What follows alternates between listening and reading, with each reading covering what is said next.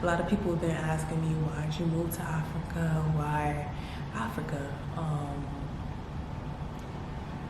So, I mean, it's many reasons. Number one being, I just wanted more of an abundant and a natural lifestyle. Since having my daughter, like, it seemed hard to get like the fresh fruits that I wanted. I got sick of living in the city. I kind of want to, you know, be in the type of environment that I had that when I was growing up in Jamaica. You know, just to have those things at my disposal would be amazing. And I just started to crave it. Yeah, so I just wanted more of an abundant lifestyle. What people view as richness in America most of the times is like clothes, material, you know, things like that. And what I view as abundance is like fresh fruits, nature, community, love. Like, that's what I view as abundance, and that's what I was craving. Second thing that I was craving was, you know, just family and connection. I feel like since moving to America, my family has kind of like lost that importance of keeping close to one another. I don't really talk to my family much, and part of that sometimes is on my end and their end, because it's just, that's how it is in America. It gets so busy that you don't have time for one another, and then all you're thinking about is yourself and your livelihood and survival. And I don't want my daughter to have that type of lifestyle. I want her to know the importance of keeping close to family and being nice to people, and, you know, keeping a connection with the people in your community. I think it's very strange. And well, I left New York to come here, and in New York, you can see your neighbor and not even say a thing. You know, it's just normal. And actually, they'll cuss you out if they're unhappy with anything, you know. And I got to grow really tired of that type of lifestyle, because having my daughter, like, I just want her to feel like she belongs in a community, and I want her to feel that love that I felt when I was young. And you just don't get that in America. You can get it in certain places, maybe in like the southern states or the more close-knit communities, but in New York, I definitely was not getting that. And even in Atlanta, like, you know, it's not as close-knit, not as the lifestyle that I had in Jamaica, not at all.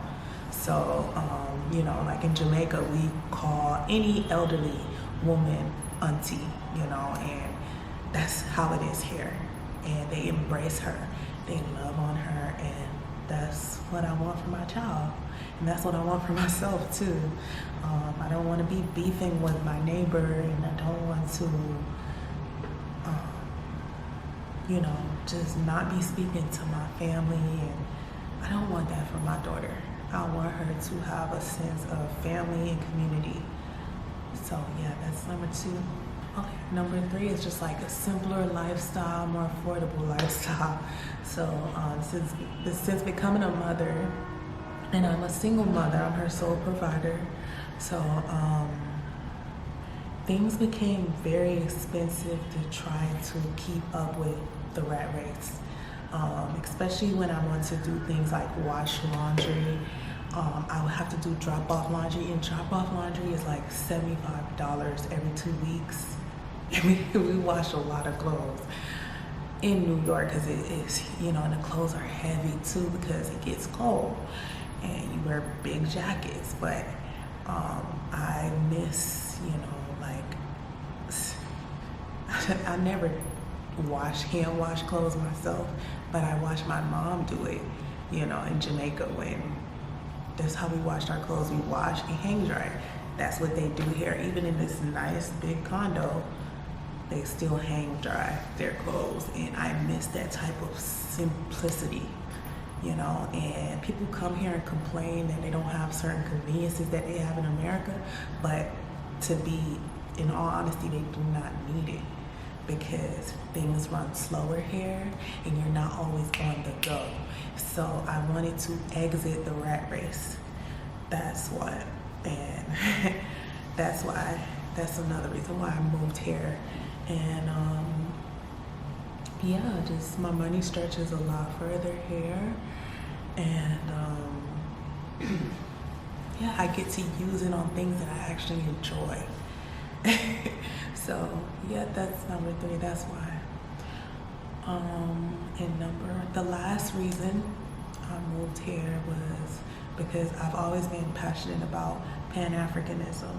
My father, that was his hidden passion. He never really explored, besides writing a book, he never really did anything else, but it was really nothing else for him to do, because internet was not, like my dad, he was 78 when he passed. He was born in 1940, so we didn't have like much internet back then to really like, you know, spread his passion for Pan-Africanism. So he wrote books and he sold plenty of books, like I want to say thousands of books. I'm gonna put the book up here so you guys can see it.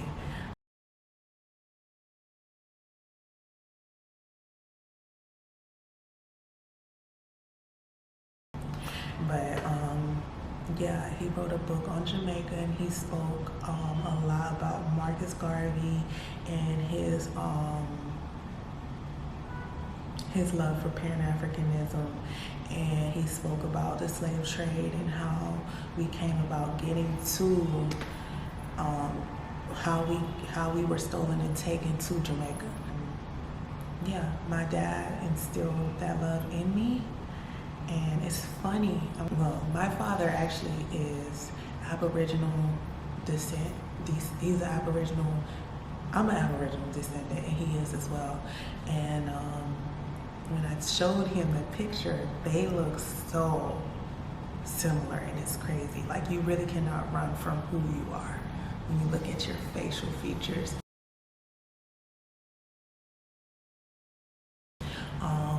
But they were the first Africans one of the first Africans to leave Africa 70,000 years ago and settle in Asia and different parts of the world, 24,000 years before any European or Asian ever colonized those areas. So yeah, I'm just a nomad by heart. So I love to travel, and I see why when I look at my history, when I study the history of my people.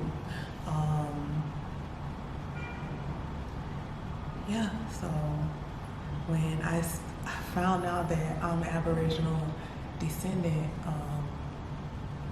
it just made me dig deeper into who I am, and that's when I did my ancestry, and I found out I was 50% Nigerian, and I'm 24% Bantu, Congo, and I forgot the last one. Yeah, Congo, Bantu. So what I found out is the 24% of my DNA is in this area that I'm in right now.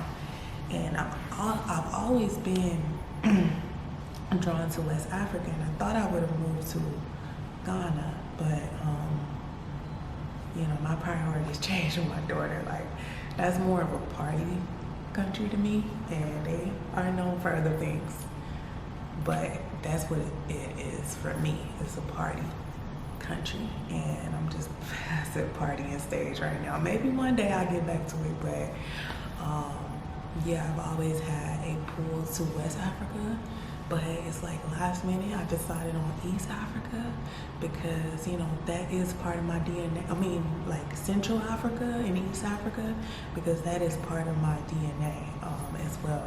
And I also believe like we migrated from the East to the West, and some of us probably weren't from West Africa, but we migrated there and got taken there from there. So I don't know, like, we'll see. I just feel so much at peace here, and yeah, I just have a huge love for the Pan-African community, and it seems like most of the Pan-African community is either in East or West Africa. We're all over, but the ones that I feel I connect to are here in Tanzania, and yeah, I just really want to be around my soul tribe and people who are just as passionate about us uniting. And even though I don't feel like Africans see me as one, it's okay. I don't think we'll ever all see ourselves as one, but as long as we can have a similar cause and unite on that, which is us like progressing as one, if we can just unite on that, unite when it pertains to our progression, like I can see us doing big things. So I wanted to share my passion with people, and so that's another reason why I moved here, because I'm very passionate about that. And when you tell people in America, they think I'm silly for wanting us to unite. But I see that Africa is moving forward, and I'm very intuitive when it comes to things like that. When my parents moved to America, it was in '96, during the Olympics. Everyone was traveling there, and my mom and father was able to see progression for what it was, and they made a practical move there to help our bloodline progress as one. And so me seeing them do that has given me the courage to also spot progression and move here with my daughter so I can look out for her future bloodline. So that's like one of the main reasons why I moved here. Is Africa to me is the future, and I want my daughter to be a part of that, and I want to be a part of it, and I want to help push it and promote it. So yeah, I'm gonna do another video on certain signs that God will give you when it's time for you to move, when He wants you to move. Because I don't feel like everybody is meant for Africa, because it is a place where you thrive when you're healed. And if you're not healed, it will heal you. You might be in a position where you gotta go back home because of that. So I'm gonna do a video on how to identify that God wants you to make this type of move in my next video. So stay tuned. All right, guys, one love.